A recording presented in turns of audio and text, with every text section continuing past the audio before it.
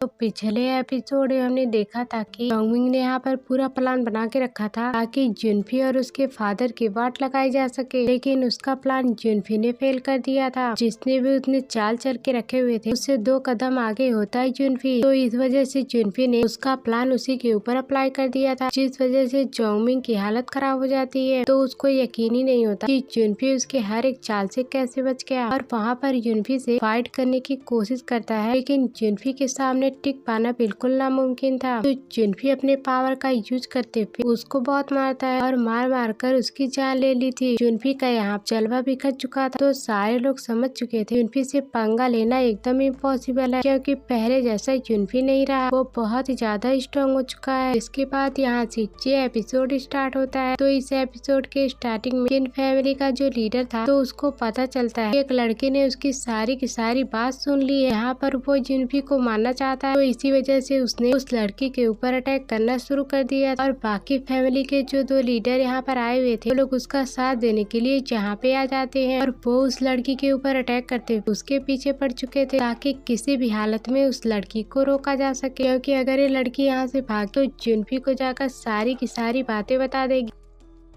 तो अगर यहाँ से हम इस लड़की को जा रहे थे तो बहुत ही बड़ी भूल साबित होगी। तो इसीलिए वो अपनी पावर का यूज करते हुए उस लड़की के ऊपर अटैक करने की कोशिश करते हैं, ताकि किसी भी हालत में उस लड़की को मारा जा सके। वो लड़की अपनी पूरी जान लगा के वहाँ से भागने की कोशिश कर रही थी। जैसे उसको एक अटैक लगने वाला था, बीच में किन्लू आकर उसको बचा लेती है, तो वो अटैक उसको नहीं लग पाता। वो लड़की वहाँ पे बच चुकी थी। तो फिर तीनों फैमिली के लीडर आते हैं और देखने लग जाते हैं कि वो लड़की कहाँ पे गायब हो गई, और तीनों परेशान हो चुके थे कि अगर ये लड़की यहाँ से भागी ना तो हमारा पूरा का पूरा प्लान चौपट होने वाला है। हमने जुनफी को मारने के बारे में सोचा था, हम उसको कभी नहीं मार पाएंगे और अब हम इसके आगे क्या करने वाले। वो लोग वहाँ पे टेंशन में थे कि तभी वहाँ पर एक बंदा आकर पहुँच जाता है। इसका नाम था किंग जुआ और वो एक गुंडे गैंग का लीडर होता है, और उसी गुंडे गैंग का लीडर था जो कि कुछ भी करने के लिए तैयार है। किसी की जान लेना हो, कोई भी घटिया काम करना हो, वो सारा काम करने के लिए तैयार रहता है। तो वहीं पे गुंडे गैंग का लीडर जुआन आकर पहुँचा था, जो कि किल फैमिली के लीडर से कहने लग जाता है, आपको फिक्र करने की जरूरत नहीं है, आपने हमें पैसे दिए है ना जुनफी को मारने के लिए, तो मतलब समझ जाइए जुनफी का सांस लेना नामुमकिन है। हमने आज तक अपना मिशन फेल नहीं किया, बेफिक्र आपको जुनफी मरा हुआ जरूर मिलेगा। तो तीनों फैमिली के लीडर यहाँ पे खुश हो जाते हैं, अरे ये तो बहुत ही अच्छी बात है, बस यहाँ पर जुनफी मारा जाए तो हमारा प्लान सफल हो जाए, तो इसके अलावा हमें कुछ भी नहीं चाहिए था। तो उसके बाद किंगलू जो होती वो उस लड़की के साथ होती है, जो कहने लग जाती है किन क्लान और बाकी जितने भी क्लान के लोग हैं उन सभी ने मिलकर एक टीम बना ली है। वो सभी मिलकर जुनफी को मारना चाहते हैं, क्योंकि कियांशु के अंदर जाएगा फ्लावर लाने के लिए। इस प्लान के बारे में जुनफी को पता ना होगा, तो कहीं वो उस फॉरेस्ट में जाने के लिए निकल ना जाए, वरना बहुत ही बड़ी गड़बड़ हो जाएगी। तो तुम्हारा बहुत बहुत शुक्रिया, तुमने यहाँ पर आकर मेरी जान बचाई, लेकिन अब मेरे पास उतना ज्यादा टाइम नहीं है, अब मुझे यहाँ से जाना होगा। बिल्कुल घबराहट लिए वहाँ से भागना शुरू कर देती, ताकि वो जुनफी को सारी बातें बता सके। किंगलू भी जाने वाली, तभी वहाँ जो ओल्ड वुमेन होती है जो कि किंगलू के साथ हमेशा रहती है, वो उसे कहने लग जाती है, देखिए आप नहीं जा सकते, आप पिछली बार जुनफी के पीछे गई और आप पिछली बार मुसीबत में पड़ चुकी थी, तो इसलिए मैं इस बार आपको नहीं जाने दूंगी। तो किंगलू कहने लग जाती है, देखिए मास्टर प्लीज आखिरी बार, मुझे जाना होगा जुनफी के पास, मुझे उसको बचाना है, तो मैं नहीं चाहती कि उसको कुछ हो जाए, तो प्लीज आप मुझे मत रोकिए। तो इतना कहने के बाद किंगलू वहाँ से जा चुकी थी, ताकि जुनफी को बताया जा सके उसके ऊपर कितना बड़ा खतरा आने वाला है। और दूसरी तरफ हम जुनफी को देखते हैं कि तियांशु फॉरेस्ट के अंदर जाने के लिए निकल चुका था, और उसके साथ यूई और जोमाओ होते हैं। यहाँ पर जुनफी ने यूई को एक टेक्निक सिखाता है, इसका नाम था हीरोई ब्लास्ट। तो वो टेक्निक सीख रही होती, और जैसे वो टेक्निक एक्टिवेट होती तो हाथ के अंदर से एक अजीब सा ब्लास्ट होता है, जिससे हम सामने वाले को उड़ा सकते हैं। वो थोड़ा दूर जाकर गिर जाएगा। तो जहाँ पर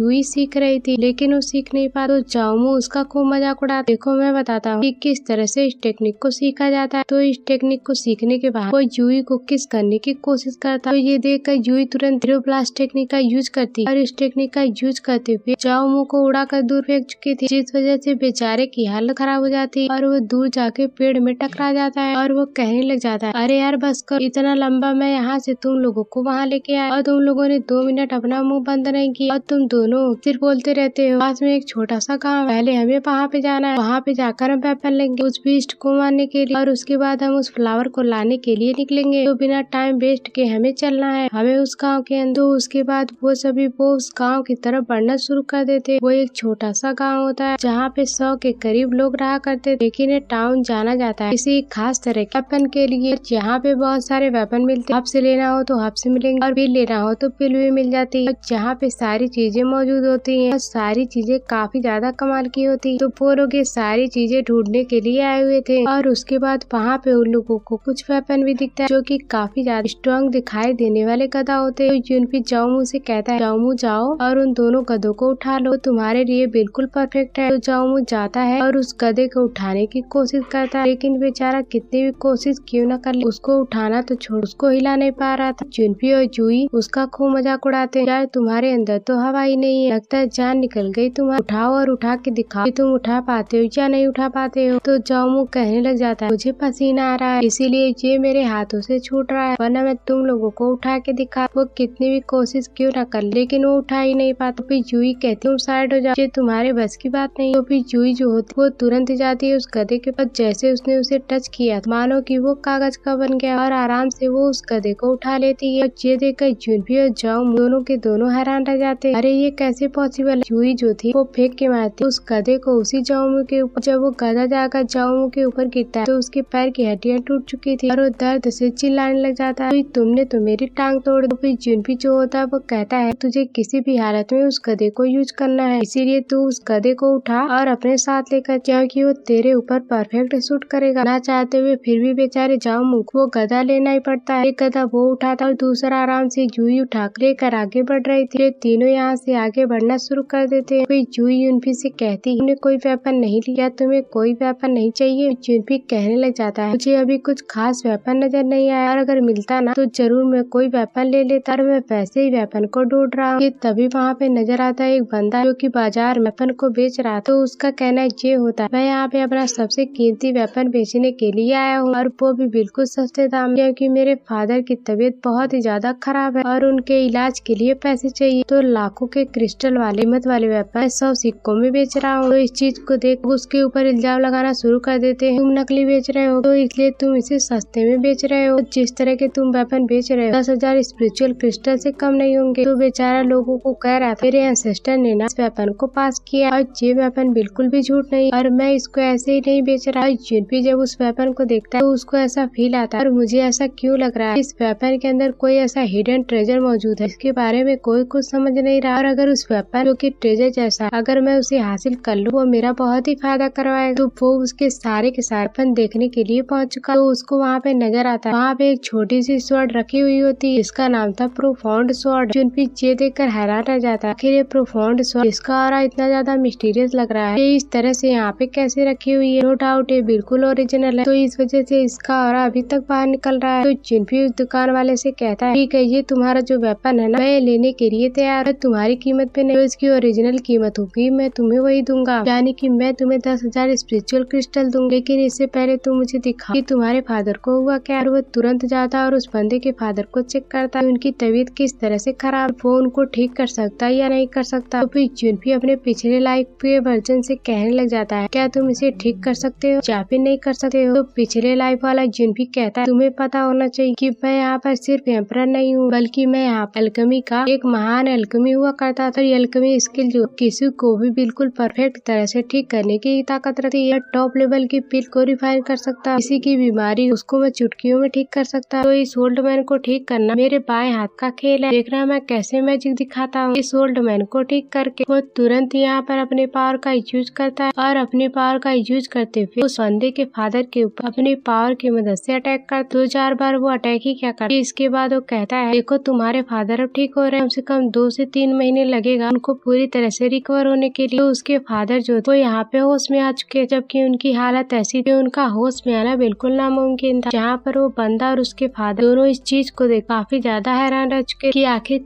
ये कैसे। वो बंदा जुनपी के सामने सर झुकाने लग जाता है कि आप हमारे लिए कोई मसीहा बनकर आए हैं जिसने मेरे फादर को ठीक किया। तो मुझे समझ में नहीं आ रहा कि मैं आपका ये एहसान कैसे चुका पाऊंगा, क्योंकि आपने बहुत ही बड़ा एहसान किया है मुझ पे। जुनपी कहने लग जाता है, एहसान चुकाने की जरूरत नहीं है, ये लो पैसा और इसके बदले में जो मुझे स्वॉर्ड चाहिए ना प्रोफाउंड स्वॉर्ड वो मुझे दे दो। जुनपी वहाँ पैसों के बदले वो प्रोफाउंड स्वॉर्ड लेता है और उसको लेकर वहाँ से निकल निकल चुका था। तो उसको बहुत ही अच्छा लगता है कि उसको बहुत ही कमाल की स्वर्ण हाथ लगी है कि तभी वहाँ पर एक ओल्ड मैन आ जाता है। उसका नाम लिन लाओ था और इसकी कल्टीवेशन लेवल होता है लेड स्टेज। वो यहाँ पर आकर कहने लग जाता है कोई ये स्वर्ण ना मेरे यंग मास्टर की, इसका नाम सिया हुआ। तो उनको पहले पसंद आई तो इसलिए प्रोफाउंड ले रहा हूँ और मैं अपने यंग मास्टर को देना चाहता हूँ। तो तुम्हारे लिए बेहतर यही होगा कि तुम अपने हाथ पीछे करो और ये स्वर्ण मेरे हवाले कर दो। और अगर तुम यहाँ अपने 2 पैरों से जाना चाहते हो वरना अगर मुझसे पंगा लेने की कोशिश करोगे तो मैं तुम्हारा वो हाल करूंगा जिसके बारे में तुमने सपने में भी नहीं सोचा होगा। तो जहाँ पर ये चीज सुनकर जुनपी के दिमाग में आग लग जाती है कि मैंने अभी यहाँ इस बुढ़ऊ से पंगा लिया ही नहीं, लेकिन इसके बात करने की जो टोन है वो मुझे बिल्कुल पसंद नहीं आया। तो ओल्ड मैन यहाँ पे कहने लग जाता है मेरे जो यंग मास्टर है तो उसका नाम सियाओ और इस गाँव का जो प्राइम मिनिस्टर वो उसका बेटा है। तो तुम्हें पता होना चाहिए सियाओ कितना ज्यादा कमाल का है और लोग उसका नाम सुन के डर जाते हैं। और सच में ऐसा ही होता है। जैसे उसका नाम सभी को पता चला कि वहाँ पे जितने भी लोग थे वो तुरंत ही अपनी जान बचाकर वहाँ से भागना शुरू कर चुके थे और पूरा यहाँ पे जो एरिया वो पूरी तरह से खाली हो चुका था। तो इसके बाद वो सियाओ जो वो धीरे धीरे करते जुनपी की तरफ बढ़ने लग गया ताकि उससे वो स्वर्ण हासिल कर सके। लेकिन जैसे वो चल रहा होता है उसका चलना बिल्कुल अजीब था, बिल्कुल कमर मटका के चल रहा था और उसके बात करने का तरीका बिल्कुल चक्को जैसा था। ये देखकर वो जाओ और जूही बिल्कुल अजीब सा फील करते हुए ये क्या है, हमें तो लगा इसका यंग मास्टर कोई स्ट्रॉन्ग बंदा होगा लेकिन ये तो कुछ और ही है। तो फिर सियाओ कहने लग जाता है जो चीज मुझे पसंद आती मैं वो लेकर रहता हूँ। जुनपी वो स्वर्ण मुझे पसंद है और मैं उसको लेकर रहने वाला हूँ। लेकिन जुनपी कहता मुझे इससे कोई फर्क नहीं पड़ता, न ही तेरे इस मास्टर से मुझे कोई मतलब है, इसीलिए मेरा रास्ता खाली कर और मैं ये स्वर्ण लिया और यहाँ से जाना चाहता हूँ। ये सुनकर वो जो सियाओ होता है वो अजीब हरकत करते हुए कहने लगता है आखिर क्या कहा तुमने, तुम लड़कियों की भागते हुए कहने लग जाता अरे रुक जाओ वहीं, मुझे वो स्वर्ण चाहिए, मैं तुमसे वो स्वर्ण लेकर आऊंगी। तो जाओ में यहाँ पे आने के बाद सियाओ से कहने लग जाता है मेरा जो दोस्त जुनपी है वो लड़कियों पे कभी हाथ नहीं उठाता और कभी गुस्सा नहीं करता, तो इसलिए तुम कभी उंगली करोगे तो वो नहीं देखेगा कि तुम लड़का हो या फिर लड़की हो, वो तुम्हें बहुत ही बुरा मारेगा। ये सुनकर सियाओ जो था वो बिल्कुल भड़क चुका था और वो कहने लग जाता है तुम यहाँ पे मुझे लड़की कह रहे, मैं लड़का और मैं ऐसा मर्द हूँ कि लोगों की बात लगा सकता हूँ, तो लड़की कहने की हिम्मत कैसे हुई तुम्हारी। जहाँ पर वो अपने मास्टर लिन लाओ से कहता है मास्टर जाइए और इन सबको मार डालिए, मैं किसी को जिंदा नहीं देखना चाहता। तो फिर लिन लाओ जो वो तुरंत ही अपनी पावर को एक्टिवेट करता और पावर को एक्टिवेट करने के बाद जुनपी के ऊपर, लेकिन जुनपी तुरंत सबसे पहले अपने दोस्तों को साइड करता है और उसके बाद वो यहाँ पे कहने लग जाता है उस मास्टर से देखो लिन लाओ तुम अभी अर्थ रियलम लेट स्टेज पे हो, ये मैं सोचना कि मैं तुझे मार नहीं सकता, ऐसा हाल करूंगा कि तुम्हारी कल्टीवेशन हो जाएगी। तो फिर लिन लाओ कहता वो तो टाइम ही बताएगा, जरा आ जाओ अभी हमारी फाइट कंप्लीट नहीं हुई है। तो वो दोबारा से जा चुका जुनपी के साथ फाइट करने के लिए। तो यहाँ पे दोनों के बीच धुआंधार बैट शुरू हो चुका था, वो दोनों अपने पावर का यूज करते हुए एक दूसरे के ऊपर अटैक कर रहे थे। यहाँ पे वो जो लिन लाओ होता है एक से बढ़कर एक टेक्निक यूज कर रहा था और हालांकि देखा जाए जुनपी और लिन लाओ की कल्टीवेशन में काफी ज्यादा डिफरेंस, लेकिन जहाँ पर जुनपी लिन लाओ को काफी अच्छी टक्कर देता है, जहाँ पर वो सीधा यूज कर लेता है छले लाइव की एम्परर की जो पावर होती है उसको। और जैसे उसने एम्परर की सोल पावर का यूज किया था इतना ब्रूटल अटैक था उसकी, लिन लाओ उस अटैक के सामने खुद को खड़ा नहीं कर पाता और उसकी हालत खराब हो चुकी थी। तो लिन लाओ को यकीन नहीं होता कि एक लूजर बंदा जो कि अभी अर्थ रियलम तक पहुंचा ही नहीं वो मुझे इतना बुरी तरीके से चोट कैसे पहुंचा सकता है। नहीं मैं ये बात नहीं मानता। वो दोबारा से जा चुका था जुनपी के ऊपर अटैक करने के लिए, मैं भी देखो इस चीज कितना अटैक से बच सकता है। जुनपी यहाँ पर इस चीज को देख बहुत ही ज्यादा गुस्सा आता है और वो तुरंत ही अपनी डिमोनिक नीडल टेक्निक का यूज कर लेता। जैसे उसने अपने डिमोनिक नीडल का यूज किया था उसकी नीडल ऐसा ब्रूटल अटैक देकर मारती है उस मास्टर क्योंकि मास्टर इंच भर के फासले से बच जाता है। लेकिन जहाँ पर वो जमीन पे नीडल लगी थी जमीन के नीचे न जाने कितने किलोमीटर का गड्ढा बन गया, जो चीज ये दर्शा रहा था अगर बाई चांस वो नीडल मास्टर को लग जाती है उसका वो हाल हो जाता, इसका उसने कभी सपने में भी नहीं सोचा होगा। किस्मत अच्छी थी कि वो यहाँ पे बच गया। तो सियाओ कहने लग जाता लिन लाओ से मास्टर तुमने इस जुनपी को क्यों नहीं मारा, ये जिंदा कैसे बच गया। तो लिन लाओ कहता है देखिए यंग मास्टर ये बंदा थोड़ा अजीब है, मानता हूँ इसकी कल्टीवेशन उतने स्ट्रॉन्ग नहीं है, मेरे से काफी लेवल नीचे है, लेकिन तब भी मुझे बहुत अच्छी टक्कर दे रहा है। इसका ओरिजिन क्या, इसकी पावर कैसी, तो इसका पता लगाने के बाद ही मैं इसका बदला ले सकता हूँ। यहाँ पे सियाओ रोने का नाटक करते हुए कहने लग जाता है मुझे वो प्रोपाउंड स्वर्ण चाहिए, मुझे वो किसी भी हालत में आप वो ला कर दीजिए वरना मैं अपने आप सुकून से नहीं रख पाऊंगा। तो लिन लाओ कहने लग जाता है आपको फिक्र करने की जरूरत नहीं, मैं कोई ना कोई तरीका ढूंढ निकालूंगा जिसकी मदद से मैं वो तुम्हें प्रोपाउंड स्वर्ण ला कर दूं, क्योंकि तब तक जुनपी वहाँ कब का निकल चुका। लिन लाओ का साथ ही साथ ये भी प्लान था जुनपी के पास किस तरह की टेक्निक है इसकी वजह से वो इतना लो लेवल पे होने के बाद वो उसको अच्छे से टक्कर दे पा रहा था, वो उसकी टेक्निक को हासिल कर ले। वो किसी भी तरह से जुनपी किसी भी हालत में ढूंढने वाला है। और दूसरी तरफ जुनफी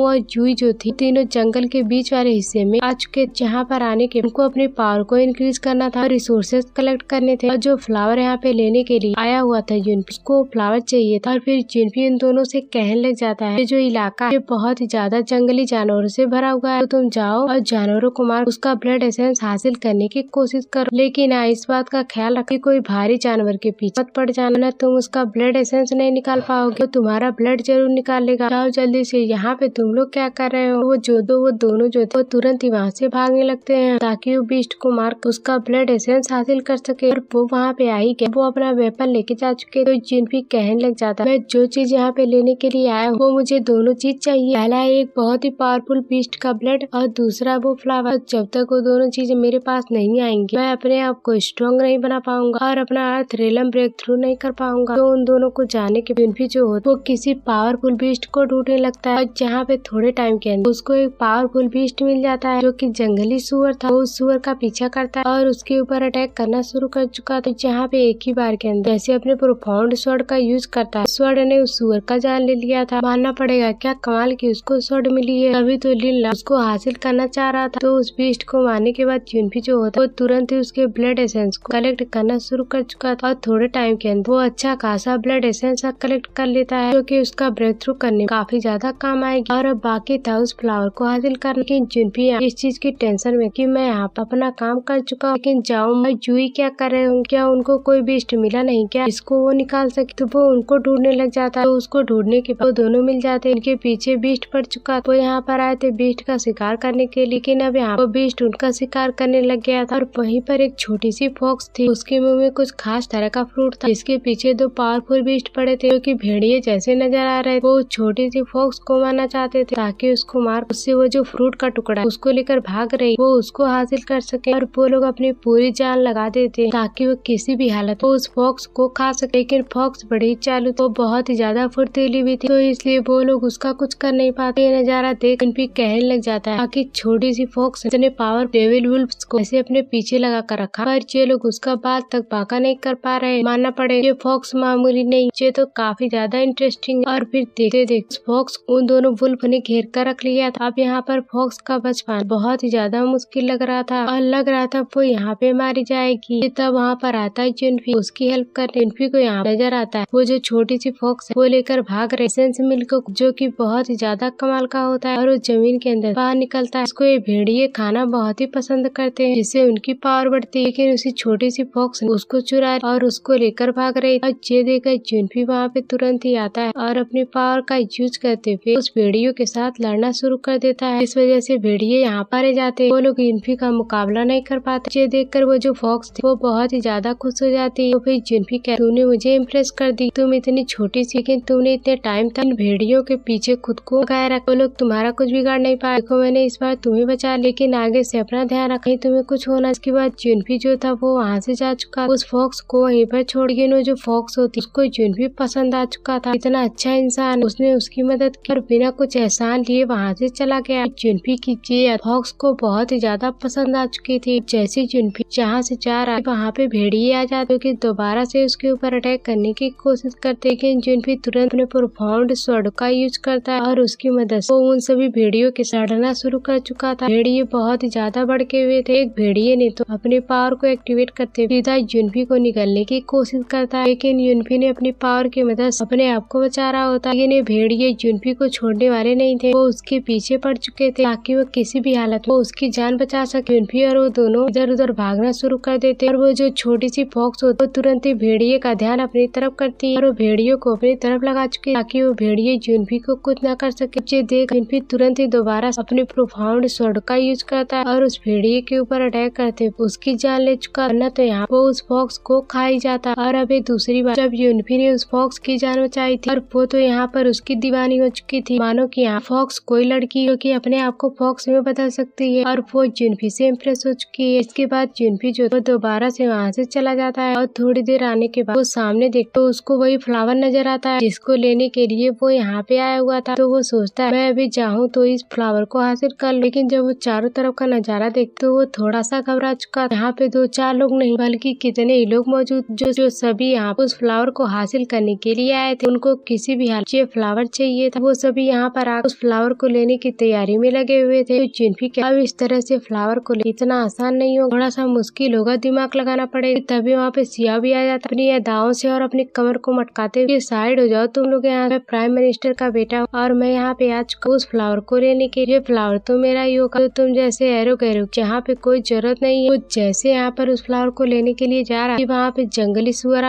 उसको उठाकर दूर फेंक देता है। और यही मौका देख बाकी के जितने भी लोग वो सभी एक साथ चले जाते हैं ताकि उस फ्लावर को हासिल कर सके। एक साथ न जाने कितने लोग फ्लावर को लेने के लिए टूट पड़े थे। और जैसे वो फ्लावर के करीब आते वो उस फ्लावर को निकाल के बाकी उससे समुद्र के अंदर फ्लावर उगा हुआ, उसके अंदर से एक बहुत ज्यादा पावरफुल क्रोकोडाइल बाहर निकल कर आता है। क्रोकोडाइल मामूली नहीं, दुनिया में जितने पावरफुल बीस्ट हैं उनके रैंकिंग नंबर 9 पे था। इतना ज्यादा पावर क्रोकोडाइल छिपा हुआ इस पानी के अंदर कि इस फ्लावर को प्रोटेक्ट कर रहा था। उसके रहते यहाँ पर उस फ्लावर को हासिल किसी के लिए भी नामुमकिन। तो क्रोकोडाइल कितने को ऐसे ही निकल जाता है। तो ये देखकर बाकी लोग अपनी जान बचाकर वहाँ से भागना शुरू कर देते हैं कि हमें आप क्रोकोडाइल का निवाला नहीं बनना, मुझे फ्लावर नहीं चाहिए, लेकिन मुझे मरना नहीं। ऐसे तैसे कुछ लोगों ने अपनी जान बचा ली थी, पर कम से आधे लोगों को यहाँ पर क्रोकोडाइल की बार के अंदर निकल चुका था, क्योंकि क्रोकोडाइल के फ्लावर को लेना नामुमकिन है। और जुन्फी जब ये चीज देखता है तो वो समझ चुका था ये करना बहुत ही मुश्किल होगा। अब तो यहाँ पर दिमाग लगाने नहीं होगा, यहाँ पे तो कुछ और ही करना पड़ेगा, तो जिसकी मदद से मैं यहाँ पे फ्लावर को हासिल कर पाऊंगा। तो वहाँ पे लिंग लॉ भी होता, बल्कि जितने भी बंदे उन सभी से कहने लग जाते हैं, देखो हम सबको पता है अकेला कोई इंसान उस क्रोकोडाइल का कोई भी मुकाबला नहीं कर सकता, वो मरेगा, हो सकता है बाकी लोग यहाँ पे मर जाए, हम सब यहाँ पर मौजूद। तो एक काम कर, सबसे पहले जाते एक साथ मिलकर क्रोकोडाइल के ऊपर अटैक करते और क्रोकोडाइल को मारने की कोशिश करते। और अगर एक बार क्रोकोडाइल मर जाए तो उसके बाद हम वापस से मुकाबला करेंगे, उसके बाद हम में से जो जीतेगा हासिल कर पाए उस फ्लावर। क्या कहते हैं, ऐसा लगा मेरा आइडिया। तो बाकी लोग यहाँ पर सोचने लग जाते हैं बात तो सही, तो अगर क्रोकोडाइल कोई भी इस फ्लावर को नहीं ले सकता तो सभी लोग कहने लग जाते हैं ठीक है तुम्हारा ये प्लान हमें पसंद आया, हम सब एक साथ जाएंगे और क्रोकोडाइल को मारने की कोशिश करेंगे। लेकिन जुन्फी ने यही प्लान बना लिया कि बहुत ही अच्छा मौका, अब ये लोग आपस में फाइट कर रहे होंगे क्रोकोडाइल, तभी मैं जाकर उस फ्लावर को हासिल कर सकता हूँ। अब इनका प्लान जो था वो यहाँ पे शुरू हो चुका था। सारे के सारे लोग मिलकर एक साथ क्रोकोडाइल के ऊपर अटैक करने के लिए चले जाते हैं और क्रोकोडाइल बहुत ही ज्यादा भड़का हुआ था, एक के बाद एक करते वो सभी को मारने की कोशिश करता है। जितने भी लोग यहाँ से फाइट कर रहे हैं वो सारे के सारे लोग अर्थ रिलेटेड स्टेज पर, जब एक साथ इतने लोगों की पावर इकट्ठा हुई, क्रोकोडाइल का इनके सामने मुकाबला थोड़ा सा मुश्किल लग रहा, लेकिन इतने सारे जब एक साथ उसके ऊपर अटैक कर रहे तो उसका एक बार वो ढंग से हैंडल नहीं कर पाता, जहाँ पर कई जगह पे उसको चोट लग चुकी और अलग अलग जगह से खून निकल रहा होता। और जहाँ पे सारे के सारे लोग अपना फोकस क्रोकोडाइल के ऊपर कर चुके थे, वो अपनी पूरी जान लगा देते ताकि वो किसी भी हालत इस क्रोकोडाइल को मारा जा सके। तभी मौका देख वो जो सिया होता वो तुरंत ही भागने लग जाता है ताकि वो उस फ्लावर को हासिल कर सके। और ये लोग यहाँ पर फाइट करते रहे और जैसे मौके का फायदा उठाते उस फ्लावर को हासिल कर लेगा। तो सारे के सारे लोग ये चीज देख बिल्कुल हैरान और एकदम गुस्सा हो चुके लीलाओं के ऊपर और उसे कहने लग जाते हैं तुमने ये प्लान बताया था ना कि हम सब एक साथ मिलकर इस क्रोकोडाइल के ऊपर अटैक करना चाहिए और इसके बाद हम फ्लावर को हासिल करेंगे, लेकिन अब यहाँ पर ऐसा लग रहा है कि तुमने हमें यहाँ पर बेवकूफ बनाया, हमारा ध्यान यहाँ पर भटकाया और अपने जंग मास्टर को भेज दी फ्लावर हासिल करने के लिए, तो हमारे साथ धोखेबाजी कैसे कर सकते हो। तो यहाँ पर लीला जो होता है वो कहने लग जाता है धोखेबाजी करना हमारी फितरत और तुम लोग यहाँ पर छोड़कर जा भी नहीं सकते, क्योंकि मुझे पता जो भी यहाँ से भागने की कोशिश करेगा क्रोकोडाइल उसकी जान ले लेगा, तो तुम्हारे पास दूसरा कोई ऑप्शन नहीं है। तो यहाँ पर और जहाँ पर क्रोकोडाइल से लड़ और उसको खत्म करने मेरा साथ, वरना जितने भी लोग यहाँ पे मौजूद है ना सबका निवाला बना के रख दूंगा उस क्रोकोडाइल को। वहीं जैसे यहाँ पर जो सिया उस फ्लावर को लेने वाला उससे पहले वहाँ पे जुन्फी आ जाता और वो बिल्कुल बिजली की रफ्तार यहाँ पे आते उस फ्लावर को कलेक्ट कर चुका था और उसको लेकर भागना शुरू कर देता। देखकर सिया को यकीन नहीं होता, वो कहने लग जाता जुन्फी कहीं वापस आ मेरे, मुझे वो फ्लावर चाहिए, वो फ्लावर हासिल नहीं कर सकता, मैंने बड़ी मुश्किल उसको हासिल करने की कोशिश, पर अफसोस जुन्फी कब का आगे निकल चुका था। उस फ्लावर को लेकर उसका प्लान बिल्कुल परफेक्ट तरीके से काम कर गया। और दूसरी तरफ हम उसी त्यांश हुई जंगल के अंदर बंदे को देखते, इसका चेहरा हमें नहीं दिखाया जाता, लेकिन वो कहता है फाइनली जाकर मुझे जुन्फी मिल गया, हो सकता है यही गुंडा गैंग को अपने पास एक खास साथी को बुलाता है और उसे कहने लग जाता है तुम्हें पता है कि मैंने तुम्हें यहाँ पर किस लिए बुलाया, जुन्फी को देखे ली जाओ और उसको ऐसी बुरी मौत देना, इसके बारे में उसने कभी सपने में भी नहीं सोचा होगा। जो सीन दिखाते साथ ही ये एपिसोड यहीं पर एंड हो जाता है। Thanks for watching.